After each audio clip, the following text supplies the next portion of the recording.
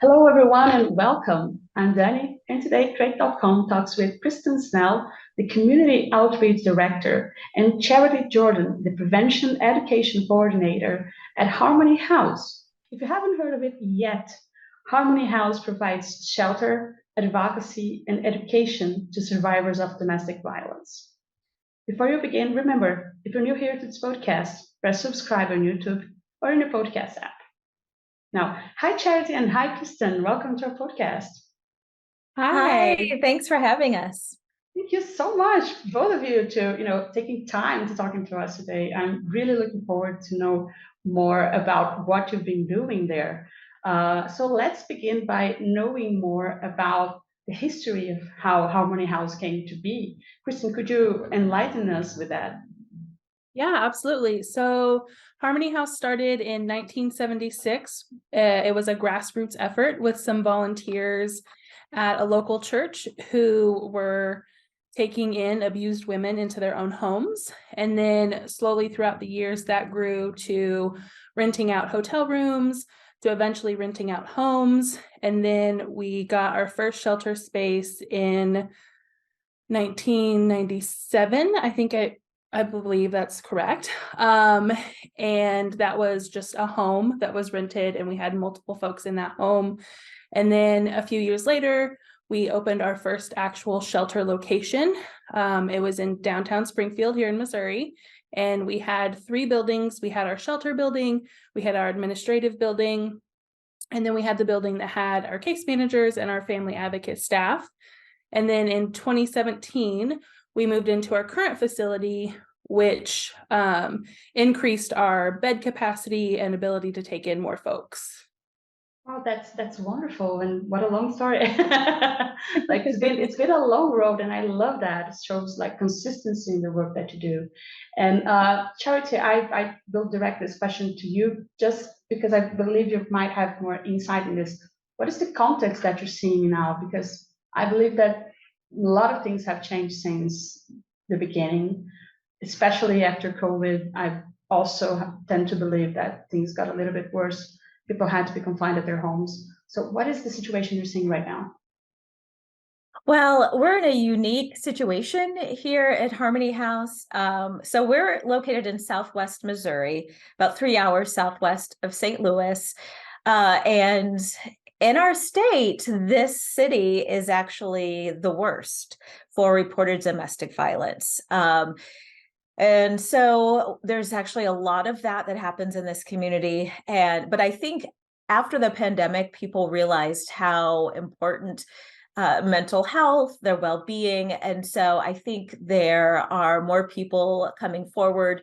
More people in the community are thinking about how we can be better community members. How do we support the folks who are struggling in some way in our community? And so really, whenever I go out in my role in the community, I find that people are talking about this and they're wanting to know how they can help and what they can do. Well, this is amazing to hear the fact that the community is actually getting together. It's sad in a way that the numbers are higher in your region, especially. But on the other hand, the sense of community doesn't happen that often, right? I think it's pretty uncommon, unfortunately. And still with you, Charlie, what are the services that you are offering right now at Harmony House? Well, there are a lot of services that Harmony House offers. We are the largest domestic violence shelter in the state of Missouri. And so because of that, we're able to offer a lot of like wraparound services. So in addition to that emergency shelter, we also provide advocacy. We have advocates on site 24/7. So they answer our hotline, but they're also on site. So they're able to provide crisis intervention and emotional support for folks staying in shelter. We give them 3 meals a day. We have a donation center. So people donate clothes and various items, personal care items. So folks that come in that often they come in with just the clothes on their back. So we're able to provide all of those things that they need as well. We have counselors on site. We partner with a couple of other organizations here in our community. So we've got that. We've got case managers who then do a lot of work with housing assistance and legal advocacy and all sorts of things. So through that, they're able to get a lot of support. Here in shelter, we have family advocates who help provide programming for kids in shelter. What am I forgetting, Kristen? There's so much. Help her out, Kristen. Let's see what else. Let's see what else. So to speak to the wraparound services for shelter, we have an attorney that's available to our clients twice a week through Legal Services of Southern Missouri. And so she's able to help give advice on divorce and custody. Those are two of the bigger legal barriers that our clients face when they come in. She can also talk to them about orders of protection and to apply for legal services to get that free legal representation, because oftentimes our clients are coming in with low to no income. We have a nurse practitioner that comes in once a month to provide basic medical exams for from birth to death, so she can see kiddos and she can see adults. One of the biggest things that she does is refill prescriptions, because a lot of our folks have had to leave medication behind or their abuser has destroyed it. So she can help them get those things and then also get referrals to other medical services in the community. We have, I'm drawing a blank now too. We have support groups seats on site, so folks can take advantage of those support groups. We have experts in the community who will come in and provide classes. So like our local library, they will come in once a month and do a story time. There is a bank in the community that works really closely with us, and so someone will come once a month and provide like some personal finance classes and be there to answer questions for folks that are staying in shelter. There's a ton of things. That's amazing. There's a lot of support. There's a lot happening. That's great. And that actually brings my head like two points, right? One that is the structure, like the size, the amount of money, everything that has to be running smoothly behind it to help in this level.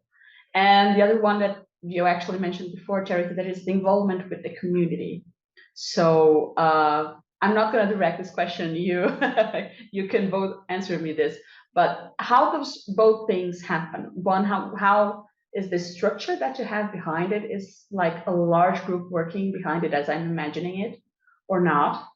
And how do you create this? You crafted these partnerships with the community, because I've also kind of prompted to think that it's not just individuals. It has to involve like other organizations, companies, small business. So how those two things kind of go hand in hand? Okay, I'll speak to the structure and financial side of things. So we have a total staff of 50 now. We have our direct service staff. So those are the folks that are providing services directly to our clients. And then we have our administrative team, which is like our supervisors and our senior level leadership and our executive director. As far as our funding, about 56% of our annual budget comes from government grants and contracts. So a lot of like federal and state dollars. And then the rest of our budget is made up from like private foundations and grants. We have like Charity was talking about, the community support. We have a lot of great donors in the community that give throughout the year. We have 2 big fundraisers every year that are always very popular, that provide a lot of financial assistance for us also. As far as the other piece, getting the community involved, one of the things in our benefit is that we have been around for so long. And so because of that, most people in the community, they have heard of Harmony House. They know someone who has stayed here, like they know who we are. And so Harmony House really has a great reputation in the community. So that makes it easy when we're going out, and looking for those donors, looking for volunteers or what have you. Folks understand the work that we do and they're happy to help. And through the fundraisers that we have, so we have one in the spring, actually, that we just had last month, and we have another one in October when it's Domestic Violence Awareness Month. And we call it I Care. And we are fortunate to have a great development team. And so they do a lot of work in between spring and fall when we have those fundraising events, reaching out to donors, reaching out to businesses.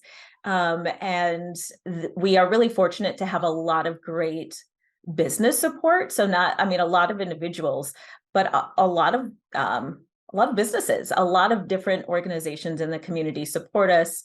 And they're always contacting us to find out, like, what else can we do? How can we help? So sometimes restaurants might donate food one night for meals for folks in shelter. Central Bank, like I said, they're a local bank here providing classes. There's just so much help. So we're really fortunate. We wouldn't be able to do the work that we do without the support of the community, for sure. Oh, absolutely. I think this is the paramount thing about every organization that is fighting an issue such as this one. But in some cases, as domestic violence, I believe bringing the community together is more than a vital part of the process. And one other thing that I always kind of interested in knowing is about advocacy. And I think I'm going to direct this question to you, Charity, because talking about prevention and education, what are the efforts that Harmony House is doing right now to promote education and awareness around these issues? Well, that's a great question. So someone had been in my role prior to the pandemic. And so then the pandemic happened, and that really kind of shut down the avenues for going out and doing classes and presentations. And so I started with Harmony House last fall, and really have been able to reach out to a lot of different groups in the community. We say that more beds are not the answer because you will never have enough beds.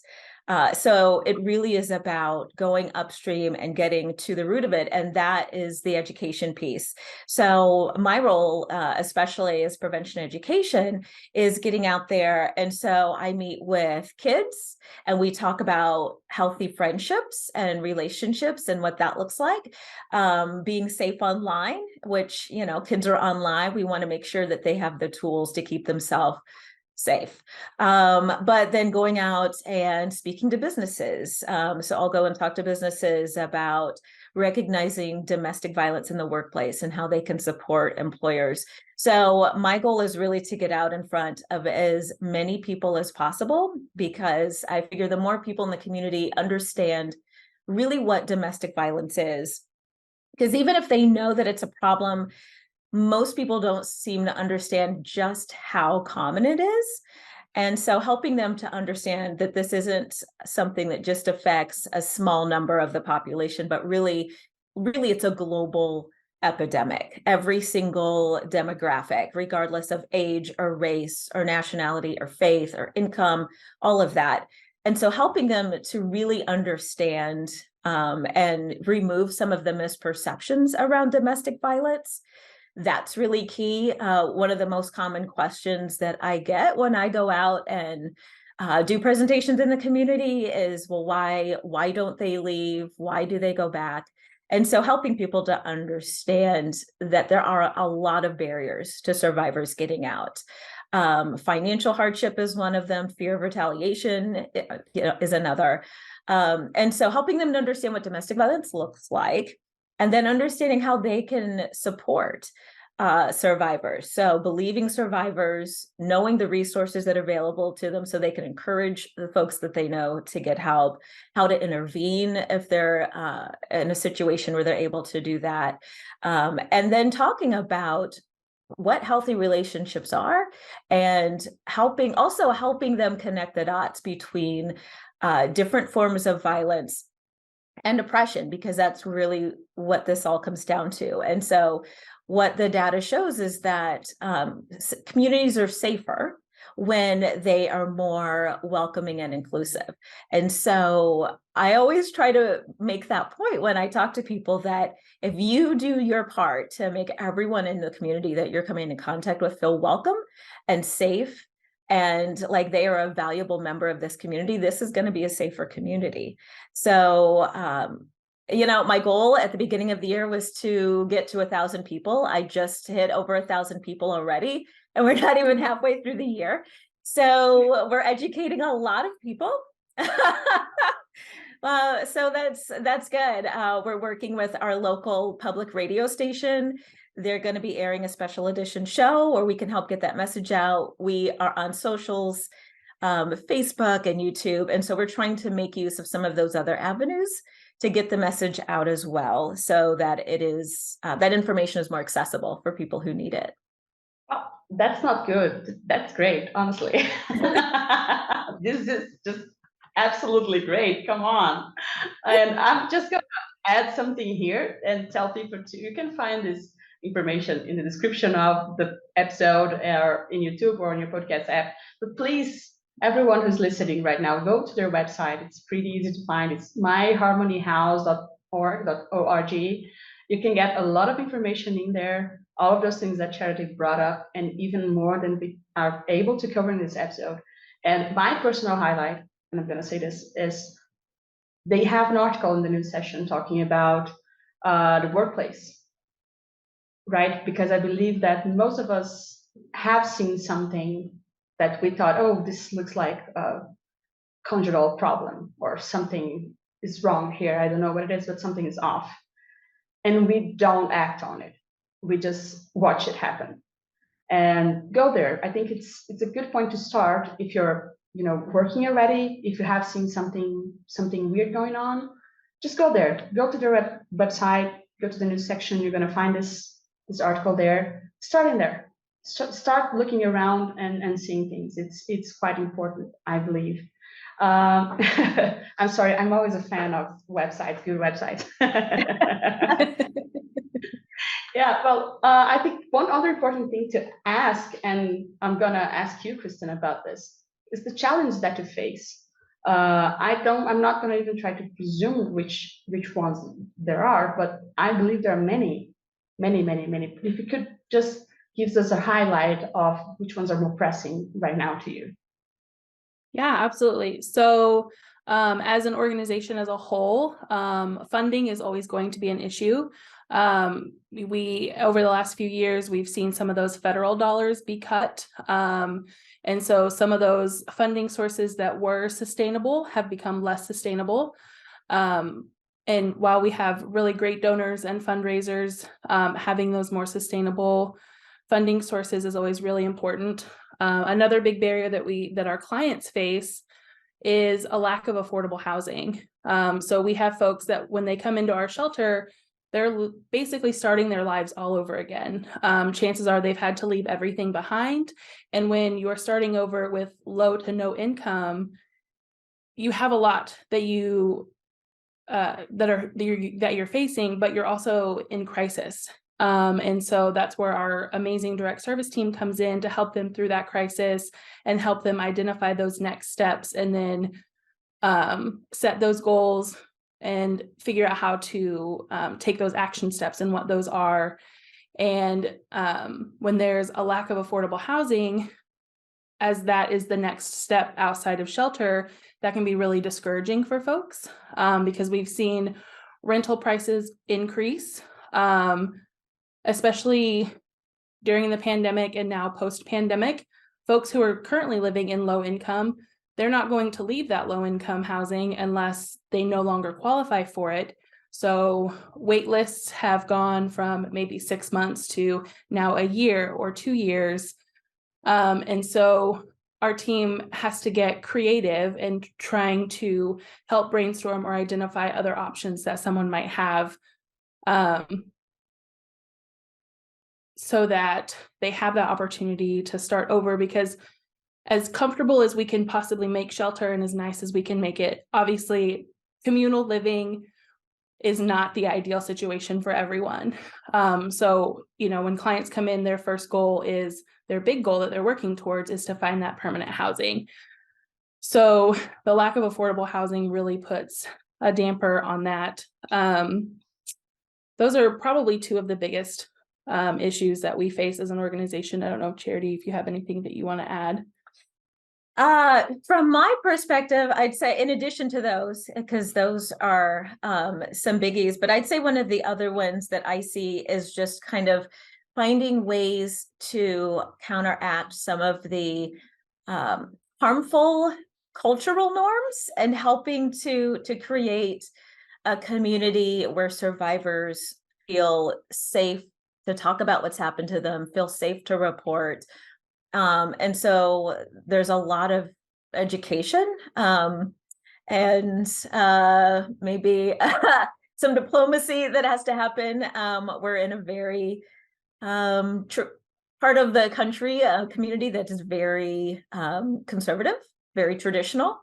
And so sometimes those really strict, rigid, traditional views do make things difficult for survivors. And so finding ways to help get that message out and help, I guess, teach people how to, not re-traumatize survivors, and learn new ways of interacting with their fellow community members. So that's a big one too. Yeah, and makes total sense. Everything, all of this picture kind of sums up when you look at it. But now talking about fundings, I think that is also always, not also always, a very, very important subject.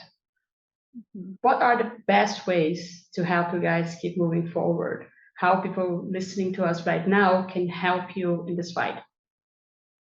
Well, that's a great question. Our website, myharmonyhouse.org, whether you live in our region or you live on the other side of the world, if you go to our website, you will see an Amazon wish list. So you can support us that way. And so those are items that our staff here on site have, our needs that they have. So physical items that you can buy for us. You can see kind of the things that we need in shelter. You can donate gift cards. There are lots of ways on our website that you can donate funds, or even just a financial contribution. Do you have, what else do you think? Yeah, I think if we're talking globally, I think our website really is probably the best bet for folks through that Amazon wish list, the urgent needs list, and then making those financial donations which you can do through our website. All right. Thank you so very much for talking to me today, girls. I loved it. I learned a lot. And I do wish you all the best in this fight. I think you're doing a wonderful work. Thank you. Thank you so much. And everybody listening also, thank you for staying with us for one more episode. And remember, if you liked it, press subscribe on YouTube or in your podcast app, because that shows the algorithms that this is an important conversation and more people can learn about the importance of the Harmony House. Bye, and I'll see you with the next episode.